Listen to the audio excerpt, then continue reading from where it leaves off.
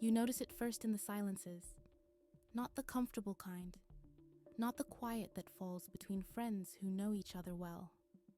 This is different. This is the silence that fills the space where connection should be. They're at the party. They're answering your questions. They might even be laughing at the right moments. But something feels off, like you're speaking through frosted glass. And here's the unsettling part. They're not shy, not awkward. They've mastered the choreography of social life so well that most people never notice the performance. But if you look closely, the micro delays, the smiles that don't quite reach their eyes, you see it. They're not connecting, they're protecting. What happens when your nervous system decides connection is dangerous? Most people don't know when it started. They can't point to the exact moment reaching out began to feel riskier than staying closed. Friendship shifted from something natural to something that requires calculation. It begins in the body itself, in the ancient circuitry designed to keep us safe. Let's map the territory with precision. The person we're talking about, the defended, doesn't withdraw dramatically. They don't vanish from parties or ghost every conversation. They show up, they respond, they laugh, and that's what makes it confusing. Because the performance is flawless. When someone shares something vulnerable, there's a split-second pause. Not awkwardness, but calculation. A rapid internal math problem. How much reciprocity is safe here? What's the minimum disclosure that won't raise suspicion? They've become experts in emotional calibration, always warm enough to pass, never exposed enough to risk. They collect acquaintances the way some people collect business cards. Useful, cordial, interchangeable. Their calendars look full, their phones buzz.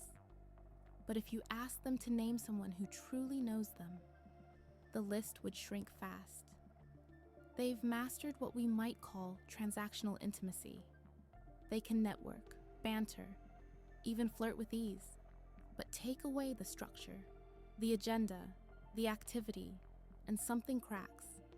Unstructured time feels unbearable because silence removes the script. In silence, there's no choreography, just two nervous systems in proximity. And theirs has learned that proximity equals danger. So they fill the space with jokes, with questions that keep the focus elsewhere, with commentary about anything external, anything to avoid the simple, disarming question, do you see me? And here's the twist. They know they're doing this. They can articulate the pattern, even joke about it. Yeah, I'm terrible at keeping in touch. I'm just naturally independent. These aren't confessions. They're preemptive strikes, shields made of self-awareness. Underneath all that composure, one truth hums quietly. They're lonely. Not the loneliness of being alone, but the loneliness of being unseen. Surrounded by people yet starving for depth. They lie awake at 2 a.m., scrolling through contacts, knowing they could reach out to anyone, and also knowing that none of those conversations would touch the specific ache they feel. Because the ache isn't about lacking people. It's about lacking access to their own vulnerability, their own capacity for undefended presence. The door is locked from the inside, and they didn't lock it without reason. Something, some pattern, some wound taught them that safety meant distance. To understand what taught them to lock the door, we have to zoom out. This isn't a personal failure. It's a cultural design flaw. We are living through what could be called the acceleration of superficiality.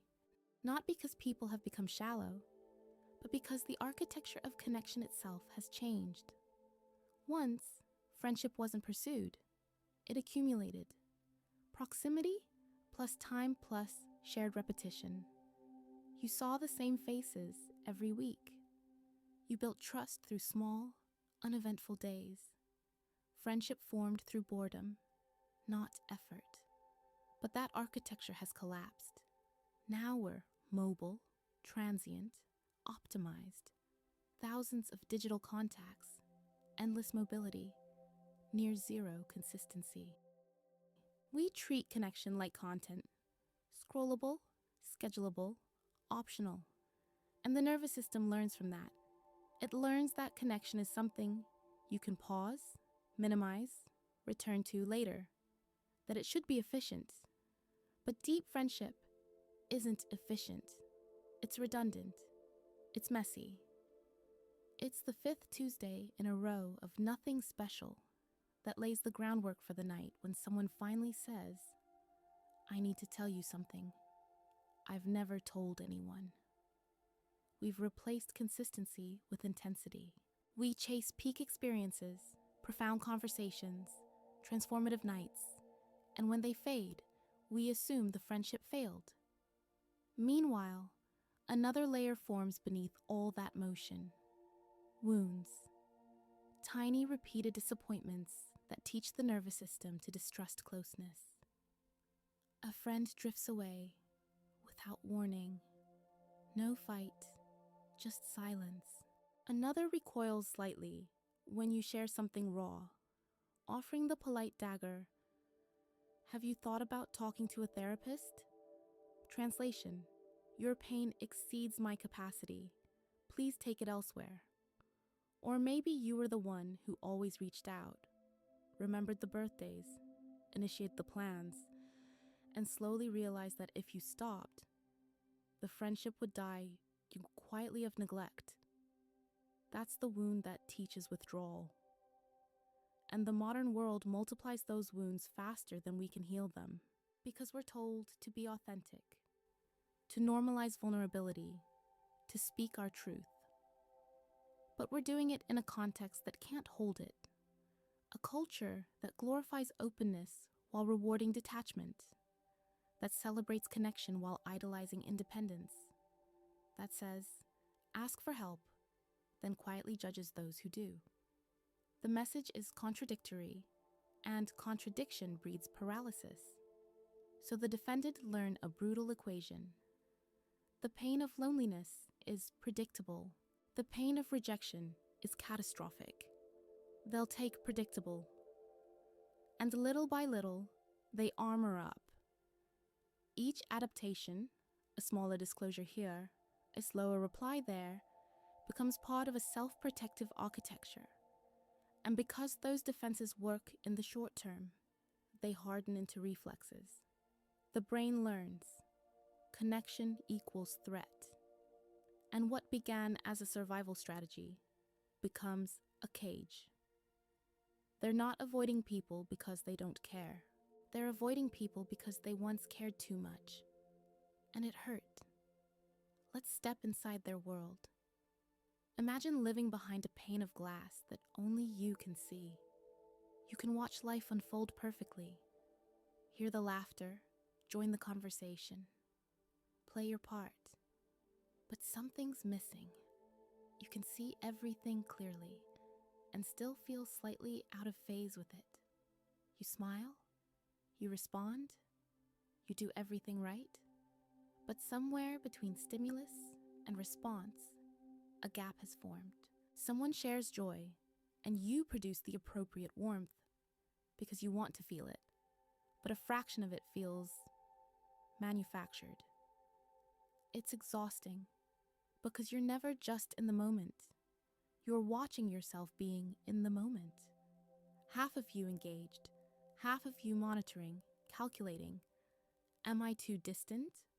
Too eager? Do they notice? The more you monitor, the less you feel. And the less you feel, the harder you monitor. A feedback loop that eats your presence alive. So you start to prefer solitude, not because you're antisocial, but because solitude is the only place where performance isn't required, where the gap between what you feel and what you're supposed to feel doesn't matter. But quiet brings its own ache, because now you can sense another kind of disconnection, the one between you and yourself. You sit in the stillness and realize you don't quite know what you want anymore. Emotions feel muted, like someone's turned the volume down. You look at old photos, moments where you were laughing, unguarded, and can't quite access how that felt. It's like watching a version of yourself who still believed connection was safe. And that's a special kind of grief. Not the grief of loss, but the grief of fading. You're not sure if joy disappeared, or if you just lost the ability to feel it fully. You see others connecting effortlessly and feel a strange mixture of envy and recognition, because you remember being like that. You also remember what it cost. Every time you opened up and were met with silence, every moment you felt too much, every time your tenderness was met with polite distance. So when the impulse to reach out returns, as it always does, another voice rises immediately. Don't. Remember what happened last time. And so you oscillate. Reach, retreat, repeat. Send the message, then regret it. Cancel plans, then feel relief, then guilt. Neither solitude nor connection feels right, and that paradox becomes your home. You understand all of it. You've read the books, listened to the podcasts, maybe even gone to therapy. You can explain the mechanism perfectly, but understanding doesn't change the wiring, because the body learned something the mind can't override. Connection is not safe. And that belief runs deeper than logic. It's stored in the reflexes, in breath, in tone, in how close you stand to someone without realizing it. It's somatic code, not intellectual belief. So you remain there, self-aware but stuck, seeing the glass clearly, but unable to break it. And after a while, a quieter fear takes shape. What if this is permanent? Let's talk about why the obvious fixes don't work. Because they've tried. They've forced themselves to put themselves out there. Accepted invitations they didn't want to accept. Pushed through discomfort. And sometimes it even works. For an evening, for a few hours they feel something like connection. Then the next day, they're wrecked, more drained than before. Because what looked like openness was performance, and performance burns fuel. So they start to wonder, is forcing connection making me less lonely? Or just more tired? They've tried the mantras, just be yourself. Vulnerability is strength. But being yourself requires knowing who that is beneath the defenses. And vulnerability only works when your nervous system believes it's safe. You can't willpower your way out of neuroplasticity. They've tried therapy. Sometimes it helps. Insight brings language, and language brings clarity. But clarity isn't the same as change. You can see the cage and still not find the door.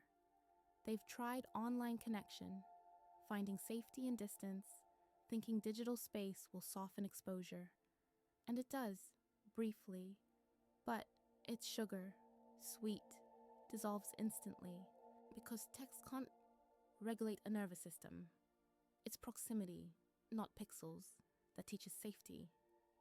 They've tried gratitude. Maybe I'm expecting too much, but you can't gratitude your way out of starvation. Surface connection doesn't fill the deeper hunger. And then they swing the other way. Maybe I just need to wait for my people, the right ones. But defenses don't discriminate. The right person can stand in front of you, and your body will still whisper, danger. So the problem loops? Connection requires vulnerability. Vulnerability requires safety. Safety requires connection. It's a circle with no entry point, and nobody tells you that, because most advice assumes a straight line.